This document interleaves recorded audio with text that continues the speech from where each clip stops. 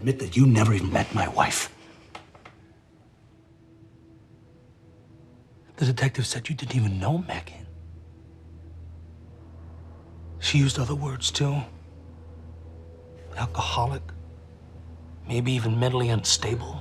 Paula wrote a great yarn, a great story, great characters, a great thriller.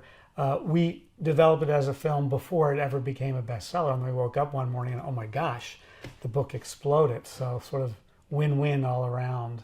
So it was important to us anyway, because as the author of the underlying material for which we had so much respect and wanted to maintain the integrity of that, Paula's stamp of approval and her comments on what we were doing were significant to us. The fact that the readership exploded and the book became so extraordinarily successful, so fast, by the way, I think gave us even more reason to want to make sure, as the initial creator and as the guardian of that great readership, that we had Paula's input, her comments, her thoughts. It was a very happy collaboration. She seemed to really enjoy and approve of the choices we made, the directions we went, and happily loves the movie. So very happy experience for all of us. My husband, he used to tell me what I'd done the night before. And I learned when you wake up like that, you just say you're sorry.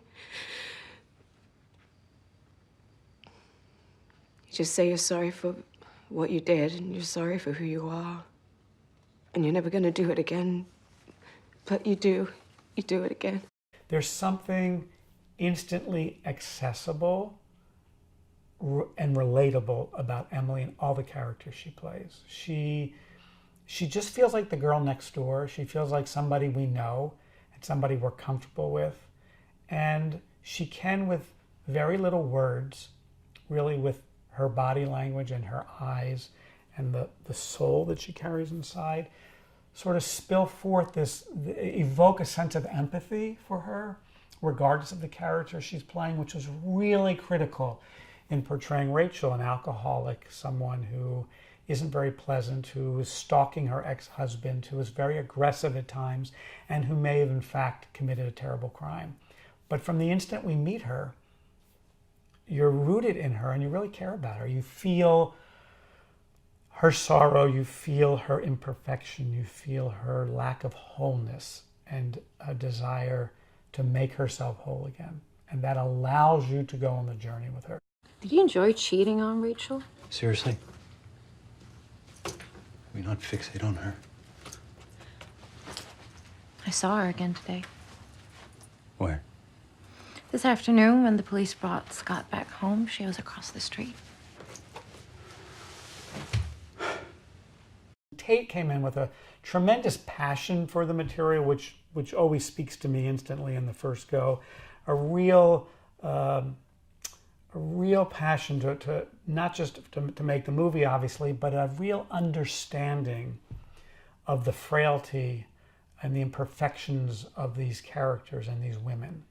And I think Tate's demonstrated in his previous movies, if you look at a movie like The Help, a real talent and ability to get inside characters, particularly female characters, and to make them real and full-bodied and complicated and complex, flawed, yet the kind of characters you root for.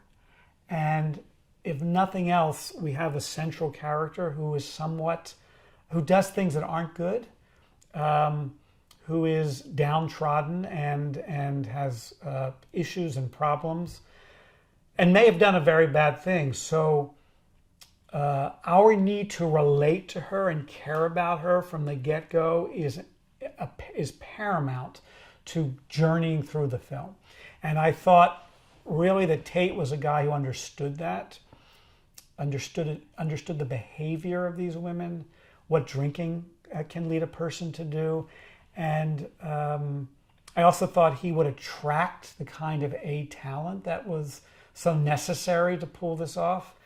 And that's how we selected Tate. And all of the things I thought we would need and he could bring to it, we needed and he brought to it in spades. I saw someone with Megan Hipwell, but not on Friday night.